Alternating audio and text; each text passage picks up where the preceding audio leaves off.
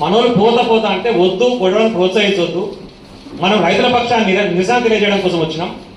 కాబట్టి దయచేసి సహకరించని చెప్పేసి బలవంతంగా ఇప్పుడు ముందర కూర్చొని ఎల్ఓజీ టీచర్ అందరూ ఉరుకుంటే కూడా మా కిరణ్ గారు వాళ్ళందరూ ఆపి వద్దు అని చెప్పి పని మీకు ఆపినాను. రైతాంగం పక్షాన ప్రశ్నిస్తే దాడులు చేస్తామంటే దేనికైనా సిద్ధంగానే ఉన్నాము. తెలంగాణ ఉద్యమంలో ఆంధ్ర వలస పాలకులు 172 కేసులు పెట్టి 6 నెలలు జైలు పెట్ట కూడా తడవనటువంటి గడ్డరా మాది. మేమందరం జైలు పాలైన వాళ్ళమే, 100 కేసులు పెట్టుకున్న వాళ్ళమే.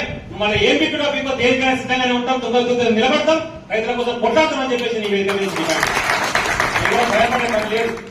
ఇందాక చెప్పింది అదే, నేను 30-40 మంది లేరు. మనం ఉన్న కొట్టే కొడుకులు ఇంతగా తురితే దాంట్లో కొట్టబోతుంది. ఆయన మన సమయం పాటించుకోవాలి.